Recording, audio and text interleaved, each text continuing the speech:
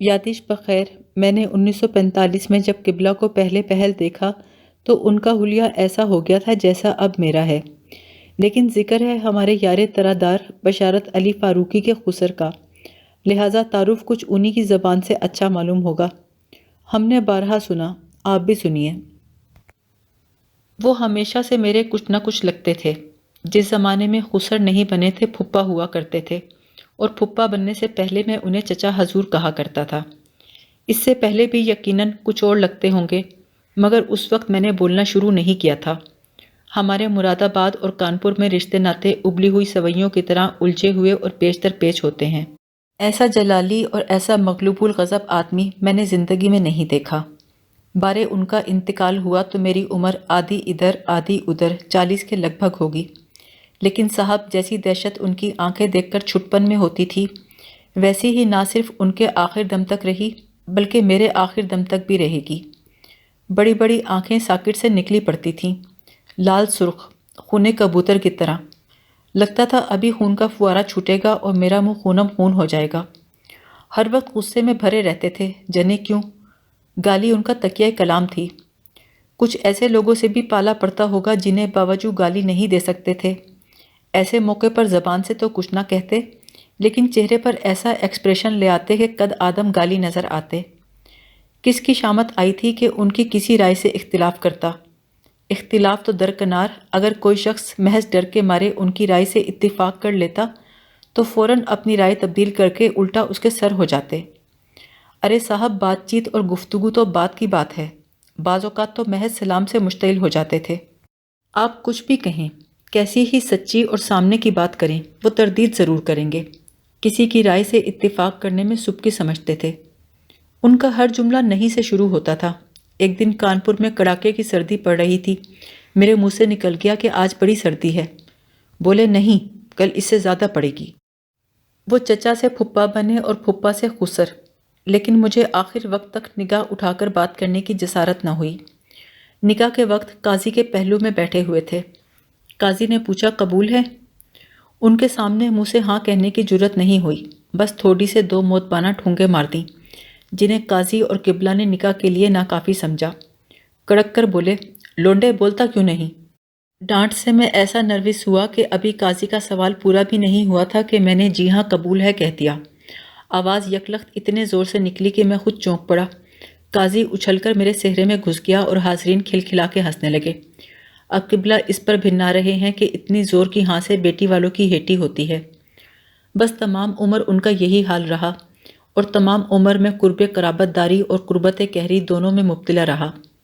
حالانکہ اکلوتی بیٹی بلکہ اکلوتی اولاد تھی، اور بیوی کو شادی کے بڑے ارمان تھے، لیکن قبلہ نے مائیوں کے دن عین اس وقت جب میرا رنگ نکھارنے کے لیے اپٹن ملا جا رہا تھا کہلا بھیجا کہ دلہا میری موجودگی میں منہ سیرے سے باہر نہیں نکالے گا، 200 قدم پہلے سواری سے اتر جائے گا اور پیدل چل کر عقد گاہ تک آئے گا۔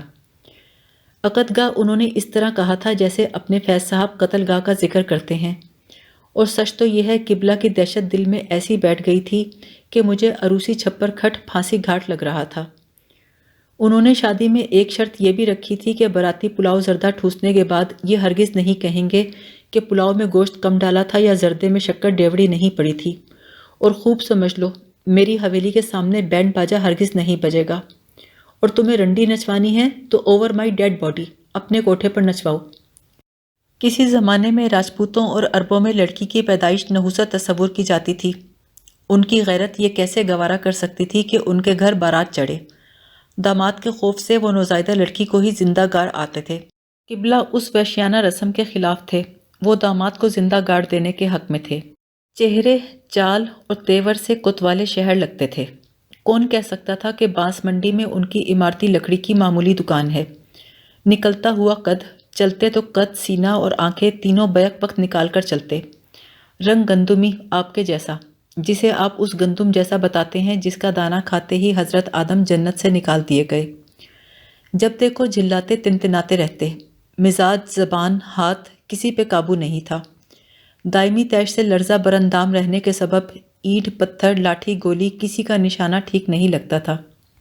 گچھی گچھی مونچھیں، جنہیں گالی دینے سے پہلے اور گالی دینے کے بعد تاؤ دیا کرتے، گٹھا ہوا کثرتی بدن ململ کے کرتے سے جھلکتا تھا، چنی ہوئی آستین اور اس سے بھی مہین چنی ہوئی دوپلی ٹوپی، کیکری کی سلائی کا چوڑی دار پاجامہ اور چوڑیوں کی یہ کثرت کے پاجامہ نظر نہیں آتا تھا۔ دھوبی الگنی پر سکھا ہی نہیں سکتا تھا، علیحدہ سے بانس پر دستانے کی طرح چڑھایا کرتا تھا۔ کوئی رات کے 2 بجے بھی دروازہ کھٹکھٹائے تو وہ چوڑی دار میں ہی برآمد ہوں گے۔ واللہ میں تو تصور کرنے کی جرت بھی نہیں کر سکتا کہ دائی نے بھی انہیں چوڑی دار کے بغیر دیکھا ہوگا۔ ہاتھ سے بنے ہوئے ازاربند میں چابیوں کا گچھا چھنچھناتا رہتا۔ جو تالے برسوں پہلے بیکار ہو گئے تھے ان کی چابیاں بھی اس گچھے میں محفوظ تھیں۔ حد تو یہ ہے اس تالے کی چابی بھی موجود تھی جو 5 سال پہلے چوری ہو گیا تھا۔ محلے میں اس چور کا برسوں چرچا رہا، اس لیے کہ چور صرف تالا، پہرا دینے والا کتا اور ان کا شجرہ نسب چرا کر لے گیا تھا۔ فرماتے تھے اتنی ذلیل چوری صرف کوئی عزیز رشتہ دار ہی کر سکتا ہے۔ آخری زمانے میں یہ ازاربندی گچھا بہت وزنی ہو گیا تھا، موقع بے موقع فلمی گیت کے بازو بند کی طرح کھل جاتا تھا۔ کبھی جھک کر گرم جوشی سے مصافحہ کرتے تو دوسرے ہاتھ سے ازاربند کو تھامتے۔ مئی جون میں ٹیمپریچر 110 ڈگری سے اوپر چلا جاتا اور منہ پر لو کے تھپیڑے پڑنے لگتے تو ایئر کنڈیشننگ کر لیتے۔ مطلب یہ کہ پاجامے کی چوڑیوں کو گھٹنوں گھٹنوں پانی میں بھگو کر سر پر انگوچھا ڈال لیتے اور تربوز کھاتے۔ خسخانہ اور برفاب کہاں سے لاتے؟ اس کے محتاج بھی نہ تھے۔ کتنی ہی گرمی پڑے دکان بند نہیں کرتے تھے۔ کہتے تھے میاں بزنس تو پیٹ کا دھندا ہے، جب چمڑے کی جھوپڑی میں آگ لگ رہی ہو تو کیا گرمی اور کیا سردی۔ لیکن ایسے میں کوئی شامت کا مارا گاہک آ نکلے تو برا بھلا کہہ کر بھگا دیتے۔ اس کے باوجود وہ کھچا کھچا دوبارہ انہی کے پاس آتا، اس لیے کہ جیسی عمدہ لکڑی وہ بیچتے تھے ویسی سارے کانپور میں کہیں نہیں ملتی تھی۔ تمباکو، قوام، خربوزے اور کڑے ہوئے کرتے لکھنؤ سے، حکا مراد آباد اور تالے علی گڑھ سے بنواتے تھے۔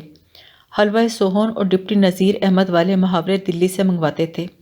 دانت ٹوٹنے کے بعد صرف محاوروں پر گزارا تھا، البتہ گالی مقامی بلکہ خانہ ساز اور طبع ذات دیا کرتے، جس میں سلاست اور روانی پائی جاتی، جو اس سے پہلے کسی نے نہ سنی ہوتی۔ گالی کیا، بس جغرافیہ سا کھینچ دیا کرتے۔ سلیم شاہی جوتیاں اور چنری آپ کے جے پور سے منگواتے تھے۔ صاحب آپ کا راجستھان بھی خوب تھا، کیا کیا سوغاتیں گنوائی تھیں اس دن آپ نے؟ کھانڈ، سانڈ، بھانڈ اور رانڈ۔ اور یہ بات بھی عجیب بتائی کہ راجستھان میں رانڈ سے مراد خوبصورت عورت ہے۔ آپ کی مارواڑی زبان میں سچ مچ کی بیوہ کے لیے بھی کوئی لفظ ہے کہ نہیں؟ صاحب راجستھان کے 3 طرفہ توفوں کے تو ہم بھی قائل اور گھائل ہیں، میرا بائی، مہدی حسن اور ریشمہ۔ ہاں تو میں یہ کہہ رہا تھا کہ قبلہ گھر سے باہر نکلتے تو ہاتھ میں پانوں کی ڈبیا اور بٹوا ہوتا۔ بازار کا پان ہرگز نہیں کھاتے تھے، کہتے تھے بازاری پان صرف رنڈوے، تماش بین اور بمبئی والے کھاتے ہیں۔ صاحب یہ نفاست اور پرہیز میں نے انہی سے سیکھا۔ ڈبیا چاندی کی، نقشین، بھاری اور ٹھوس، اس میں جگہ جگہ ڈینٹ نظر آتے جو انسانی سروں سے تصادم کے باعث پڑ گئے تھے۔ تیش میں اکثر پانوں بری ڈبیا پھینک مارتے، بڑی دیر تک پتہ نہ چلتا کہ مضروب کے سر اور چہرے سے خون ٹپک رہا ہے یا بکھرے پانوں کی لالی نے رنگ جمایا ہے۔ بٹوے خاص آپ کی جائے پیدائش ٹونک سے منگواتے تھے۔ گٹکا بھوپال سے آتا لیکن خود نہیں کھاتے تھے۔ فرماتے تھے گٹکا، میٹھا پان، ٹھمری اور ناول سب نابالغوں کے شغل ہیں۔ شاعری سے دلچسپی نہیں تھی، لیکن اردو اور فارسی کے جتنے اشعار لکڑی، آگ، دھوئیں، لڑ مرنے، ناکامی اور خواری کے متعلق تھے سب یاد کر رکھے تھے۔ آخری زمانے میں عزلت گزین اور مردم بیزار ہو گئے تھے، صرف دشمنوں کے جنازے کو کندھا دینے کے لیے نکلتے تھے۔ خود کو کاسنی اور بیوی کو موتیا رنگ پسند تھا، شیروانی ہمیشہ موتیا رنگ کے ٹسر کی پہنی۔ بشارت کی زبانی تعارف ختم ہوا، اب کچھ میری اور کچھ ان کی زبانی سنیے، اور رہی صحیح زبان خلق سے جسے کوئی نہیں پکڑ سکتا۔ کانپور میں پہلے بانس منڈی پھر کوپر گنج میں قبلہ کی عمارتی لکڑی کی دکان تھی، اسی کو آپ ان کا حیلہ معاش اور وسیلہ مردم آزاری کہہ سکتے ہیں۔ کبھی کوئی نہ آشنائے مزاج ان کی دکان کو ٹال کہہ دیتا تو 2 سیری لے کر دوڑ پڑتے، جوانی میں تو 5 سیری لے کر دوڑتے تھے۔ تمام عمر پتھر کے باٹ استعمال کیے، جنہیں بازوؤں میں بھر کے سینے سے لگا کے اٹھانا پڑتا تھا۔ کبھی کسی کو جرت نہ ہوئی کہ ان کے پتھر کے باٹوں کو تلوا کر دیکھ لے۔ کس کی شامت آئی تھی کہ ان کی دی ہوئی رقم یا لوٹائی ہوئی ریزگاری گن کر دیکھے؟ اس زمانے میں یعنی 1930 میں عمارتی لکڑی کی کھپت بہت کم تھی۔ بہت ہوا تو چوکھٹ اور دروازے شیشم کے بنوا لیے، ساگوان تو صرف امراء و رؤسا کی ڈائننگ ٹیبل اور گوروں کے تابوت میں استعمال ہوتی تھی۔ فرنیچر ہوتا ہی کہاں تھا، بھلے گھروں میں صرف چارپائیاں ہوتی تھیں۔ جہاں تک ہمیں یاد پڑتا ہے ان دنوں کرسی صرف 2 موقعوں پر استعمال ہوتی تھی۔ اول جب حکیم، وید، ہومیوپیتھ، پیر فقیر اور سیانوں سے مایوس ہونے کے بعد ڈاکٹر کو بلایا جاتا اور وہ کرسی پر بیٹھ کر مریض کو جگہ جگہ اسٹیٹسکوپ لگا کر دیکھتا کہ مریض اور موت کے درمیان جو خلیج حائل تھی اسے ان حضرات نے اپنی دواؤں اور تعویذ گنڈوں سے کس حد تک پر کیا ہے۔ اس زمانے میں دستور تھا کہ جس گھر میں موسمی یا انگور آئیں یا 16 ہیٹ پہنے ڈاکٹر اور اس کے آگے ہٹو بچوں کرتا ہوا تیماردار خصوصی ڈاکٹر کا چمڑے کا بیگ اٹھائے ہوئے آئے تو اڑوس پڑوس والے جلدی جلدی کھانا کھا کر خود کو تعزیت اور کندھا دینے کے لیے تیار کر لیتے تھے۔ در حقیقت ڈاکٹر کو صرف اس مرحلے پر بلا کر کرسی پر بٹھایا جاتا تھا جب وہ صورتحال پیدا ہو جائے جس میں 2000 سال پہلے لوگ حضرت عیسیٰ کو آزماتے تھے۔ کرسی کے استعمال کا دوسرا اور آخری موقع ختنوں پر آتا تھا، جب لڑکے کو دلہا کی طرح سجا بنا کر مٹی کا کھلونا ہاتھ میں دے کر کرسی پر بٹھا دیا جاتا۔ اس جلادی کرسی کو دیکھ کر اچھے اچھوں کی گھگی بن جاتی۔ غربا میں اس مقصد کے لیے کورے مٹکے کو الٹا کر کے اس پر سرخ کپڑا ڈال دیا کرتے تھے۔ کورے مٹکے پر نذیر اکبر آبادی کا شعر یاد آ گیا: تازگی دل کی اور تیرے تن کی، واہ کیا بات کورے برتن کی۔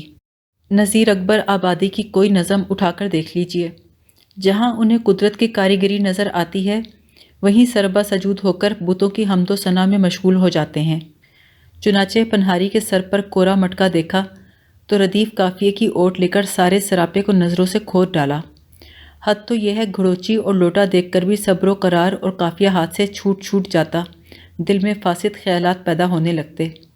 فرماتے: کوری ٹھلیا پر دیکھ کر لوٹا، دل لگا ہونے کچھ کھرا کھوٹا۔ اس میں بیچارے ٹونٹی دار لوٹے کا بظاہر اتنا قصور معلوم ہوتا ہے کہ ان کے معشوق سے مشابہت رکھتا ہے۔ بات کرسی سے مٹکے اور مٹکے سے لوٹے تک ہوتے ہوتے کہاں تک جا پہنچی؟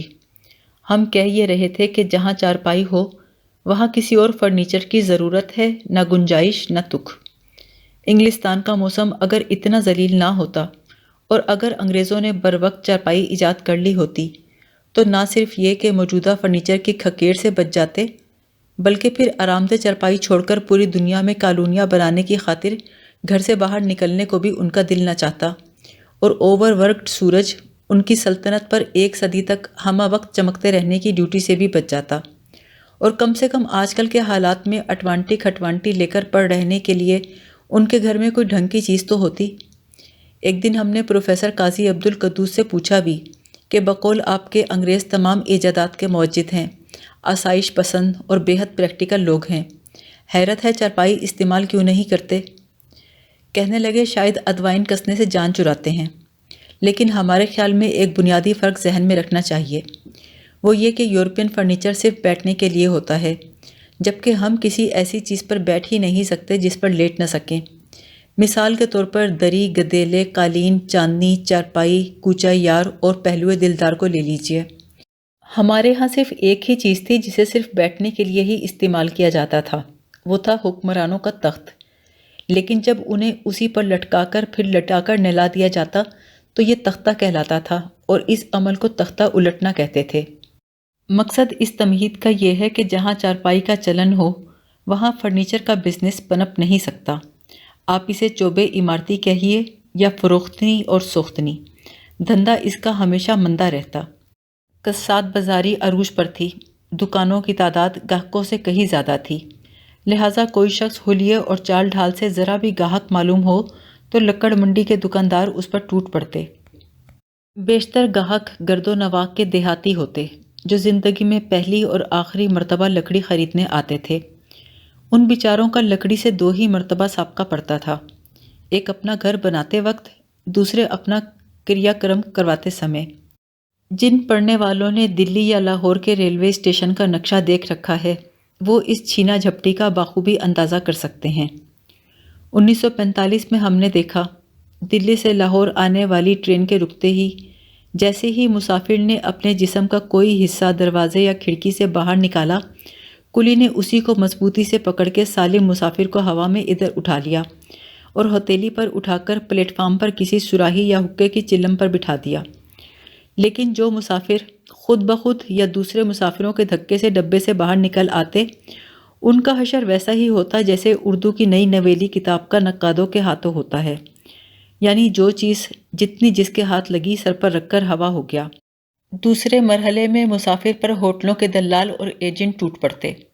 انہوں نے سفید کوٹ پتلون، سفید قمیض، سفید رومال، سفید کینوس کے جوتے اور سفید موزے پہن رکھے ہوتے، حتیٰ کہ ان کے دانت بھی سفید ہوتے۔ اس کے باوجود محمد حسین آزاد کے الفاظ میں ہم یہ نہیں کہہ سکتے تھے کہ چمبیلی کا ڈھیر پڑا ہنس رہا ہے، کیونکہ ان کی ہر چیز سفید اور اجلی ہوتی سوائے چہرے کے۔ ہنستے تو معلوم ہوتا توا ہنس رہا ہے۔ یہ مسافر پر اس طرح گرتے جیسے انگلستان میں رگبی کی گیند اور ایک دوسرے پر کھلاڑی گرتے ہیں۔ ان کی ساری تگ و دو کا مقصد خود کچھ حاصل کرنا نہیں، بلکہ دوسروں کو حاصل کرنے سے باز رکھنا ہوتا تھا۔ مسلمان دلال ترکی ٹوپی سے پہچانے جاتے، اور وہ دلی اور یوپی سے آنے والے مسلمان مسافروں کو ٹوٹی دار لوٹوں، کثرت اطفال اور کیمے پراٹھے کے بھپکے سے پہچان جاتے اور السلام علیکم کہہ کر لپٹ جاتے۔ مسلمان مسافروں کے ساتھ صرف مسلمان دلال ہی دھینگا مشتی کر سکتے تھے۔ جس دلال کا ہاتھ مسافر کے کپڑوں کے مضبوط ترین حصے پر پڑتا، وہی اسے گھسیٹتا ہوا باہر لے آتا۔ جن کا ہاتھ لباس کے کمزور یا بوسیدہ حصوں پر پڑتا، وہ اس کو بعد میں بطور دستی رومال استعمال کرتے۔ نیم ملبوس مسافر قدم قدم پر اپنی سطر کشائی کرواتا ہوا اسٹیشن کے باہر قدم رکھتا تو لاتعداد پہلوان، جنہوں نے اکھاڑے کو ناکافی سمجھ کر تانگا چلانے کا پیشہ اختیار کر لیا تھا، خود کو اس پر چھوڑ دیتے اور مسافر کے تن پر جو چیتھڑا اتفاقاً بچ رہا تھا، اسے بھی نوچ کر تانگے کی پچھلی سیٹ پر رام چندر جی کی کھڑاؤں کی طرح سجا دیتے۔ اگر کسی کے ہاتھ چوڑی دار پجامے کے کمربند کا سرا لگ جاتا تو پھر وہ غریب مسافر گرا پر ہاتھ رکھے کھنچا چلا آتا۔ کوئی مسافر کا دامن آگے سے کھینچتا، کوئی پیچھے سے زلیخائی کرتا، پھر ایک تانگے والا سواری کا دایاں ہاتھ اور دوسرا مسٹنڈا بایاں ہاتھ پکڑ کے ٹگ آف وار کھیلنے لگتے۔ لیکن قبل اس کے کہ ہر دو فریقین اپنے اپنے حصے کی ران اور دست اکھیڑ کر لے جائیں، ایک تیسرا پھرتیلا تانگے والا ٹانگوں کے چرے ہوئے چمٹے کے نیچے بیٹھ کر مسافر کو کندھوں پر اٹھا لیتا اور تانگے میں جوت کر ہوا ہو جاتا۔ کم و بیش یہی نقشہ کوپر گنج کی لکڑ منڈی کا تھا، جس کے درمیان قبلہ کی دکان واقع تھی۔ گاہک پکڑنے کے لیے قبلہ اور دو تین دکانداروں نے دکانوں کے باہر سڑک پر لکڑی کے چھوٹے چھوٹے کیبن بنا لیے تھے۔ قبلہ کا کیبن مسند، تکیے، حقے اور اگال دان سے آراستہ تھا۔ کیبن گویا ایک نوکا مچان تھا، جہاں سے گاہک کو مار گراتے، پھر اسے چمکار پچکار کر اندر لے جاتے، جہاں کوشش ہوتی کہ وہ خالی ہاتھ اور بھری جیب واپس نہ جائے۔ جیسے ہی کوئی شخص جو قیافے سے ذرا گاہک لگتا سامنے سے گزرتا تو دور نزدیک کے دکاندار ہاتھ کے اشارے سے یا آواز دے کر بلاتے، مہاراج ادھر، مہاراج اس طرف۔ ان مہاراجوں کو دوسرے دکانداروں کے پنجے سے چھڑانے اور گھسیٹ کر اپنی کچھار میں لے جانے کے دوران اکثر پگڑیاں کھل کر پیروں میں الجھ جاتی۔ اس سلسلے میں اتنے جھگڑے اور ہاتھا پائیاں ہو چکی تھیں کہ تمام بیوپاریوں نے پنچایتی فیصلہ کیا تھا کہ آئندہ گاہک کو صرف وہی دکاندار آواز دے کر بلائے گا جس کی دکان کے سامنے سے وہ اس وقت گزر رہا ہوگا۔ جیسے ہی وہ کسی دوسرے دکاندار کے حلقہ تشدد میں داخل ہوگا تو پہلا دکاندار ہرگز آواز نہ دے گا۔ اس کے باوجود چھینا جھپٹی اور کشم پچھار بڑھتی ہی گئی تو ہر دکان کے آگے چونے سے حد بندی کی لائن کھینچ دی گئی۔ اس سے فرق یہ پڑا کہ کشتی بند ہو گئی، کبڈی ہونے لگی۔ بعض دکانداروں نے مار پیٹ کرنے اور گاہکوں کو ہانک کر یا ڈنڈا ڈولی کر کے لانے کے لیے شہر کے چھٹے ہوئے شودے اور مسٹنڈے پہلوان پارٹ ٹائم ملازم رکھ لیے۔ یہ لوگ دن بھر گاہکوں کو ڈرا دھمکا کر ناقص اور کنڈم مال خریدواتے اور رات کو یہی فریضہ بازار حسن میں انجام دیتے کہ بہت سی طوائفوں نے اپنی آبرو کو ہر شب زیادہ سے زیادہ غیر محفوظ رکھنے کی غرض سے ان کو ملازم رکھ چھوڑا تھا۔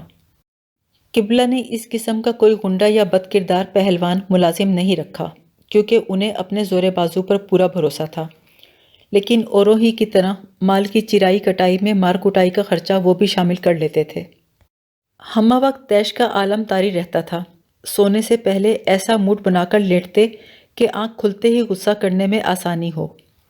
غصے کی سب سے خالص قسم وہ ہوتی ہے جو کسی اشتعال کی محتاج نہ ہو، یا کسی بہت ہی معمولی سی بات پر آ جائے۔ غصے کے آخر ہوتے ہوتے یہ بھی یاد نہیں رہتا تھا کہ آیا کس بات پر تھا۔ بیوی ان کو روزہ رکھنے نہیں دیتی تھی۔ غالباً 1935 کا واقعہ ہے کہ ایک دن عشاء کی نماز کے بعد گڑ گڑا کر اپنی دیرینہ پریشانیاں دور ہونے کی دعائیں مانگ رہے تھے کہ ایک تازہ پریشانی کا خیال آتے ہی جلال آ گیا۔ دعا میں ہی کہنے لگے، تو نے میری پرانی پریشانیاں ہی کون سی رفع کر دیں جو نئی پریشانی دور کرے گا۔ اس رات مصلی طے کرنے کے بعد پھر کبھی نماز نہیں پڑھی۔ ان کے غصے پر یاد آیا، اس زمانے میں کن میلیے محلے بازاروں میں پھیری لگاتے تھے۔ کان کا میل نکالنے پر ہی کیا موقوف، دنیا جہان کے کام گھر بیٹھے ہو جاتے تھے۔ سبزی، گوشت، سودا سلف کی خریداری، حجامت، تعلیم، زچگی، پیڑھی کھاٹ کھٹولے کی مرمت سب گھر بیٹھے ہو جاتی۔ بیبیوں کے ناخن کاٹنے اور پیٹ ملنے کے لیے نائنیں گھر آتی، کپڑے سینے مغلانیاں بھی گھر آتی تاکہ نامحرموں کو ناپ کی ہوا نہ لگے۔ حالانکہ اس زمانے کی زنانہ پوشاک کے جو نمونے ہماری نظر سے گزرے وہ ایسے ہوتے تھے کہ کسی بھی لیٹر باکس کا ناپ لے کر سی دیے جاتے۔ غرض کے سب کام گھر میں ہی ہو جاتے۔ حد تو یہ ہے کہ موت تک گھر میں واقع ہو جاتی تھی۔ اس کے لیے باہر جا کر کسی ٹرک سے اپنی روح قبض کروانے کی ضرورت نہیں پڑتی تھی۔ فساد خون سے کسی کے بار بار پھوڑی پھنسی نکلیں یا دماغ میں فاسد خیالات کا ہجوم رہنے لگے تو گھر پہ ہی فسد کھولتی جاتی تھی۔ کسی سیاسی جلسے میں جانے یا حکومت کے خلاف مظاہرہ کر کے لاٹھی کھانے کی ضرورت نہیں پڑتی تھی۔ اس زمانے میں لاٹھی کو اعلیٰ اخراج خون کے طور پر استعمال نہیں کیا جاتا تھا۔ جونک اور سینگی لگانے والیاں روز پھیری لگاتی تھیں۔ اگر اس زمانے کے کسی حکیم کا ہاتھ آج کل کے نوجوانوں کی نبض پہ پڑ جائے تو کوئی نوجوان ایسا نہ بچے جس کے جہاں تہاں سینگی لگی نظر نہ آئے۔ رہے ہم جیسے تو کوئی ایسا نہ ہوگا جس کی زبان پر حکیم صاحبان جونک نہ لگوا دیں۔ ہم واقعہ یہ بیان کرنے چلے تھے کہ گرمیوں کے دن تھے، قبلہ عدلے کا قورمہ اور خربوزہ تناول فرما کر کیبن میں قیلولہ کر رہے تھے۔ اچانک کن میلیے نے کیبن کے دروازے پر بڑے زور سے آواز لگائی، کان کا میل۔ خدا جانے بہت میٹھی نیند سو رہے تھے یا کوئی بہت حسین خواب دیکھ رہے تھے جس میں گاہک ان سے تگنے داموں دھڑا دھڑ لکڑی خرید رہے تھے کہ ہڑبڑا کے اٹھ بیٹھے۔ ایک دفعہ تو دہل گئے، چک کے پاس پڑی ہوئی لکڑی اٹھا کر اس کے پیچھے ہو لیے۔ کمینے کی یہ جرت کہ ان کے کان سے فقط 1 گز دور بلکہ ان کے کان کے 1 گز پاس ایسے گستاخانہ طریقے سے چیخے۔ یہ کہنا تو درست نہ ہوگا کہ آگے آگے وہ اور پیچھے پیچھے یہ، اس لیے کہ قبلہ غصے میں ایسے بھرے ہوئے تھے کہ کبھی کبھی اس سے آگے بھی نکل جاتے۔ سڑک پر کچھ دور بھاگنے کے بعد کن میلیا تو گلیوں گلیوں میں کہیں نکل گیا اور آنکھوں سے اوجھل ہو گیا، مگر قبلہ محض اپنی چھٹی حس کی بتائی ہوئی سمت میں دوڑتے رہے، اور یہ وہ سمت تھی جس طرف کوئی شخص جس کے 5 حواس سلامت ہوں جارحانہ انداز میں لکڑی لاٹھی گھماتا ہرگز نہ جاتا کہ یہ تھانے کی طرف جاتی تھی۔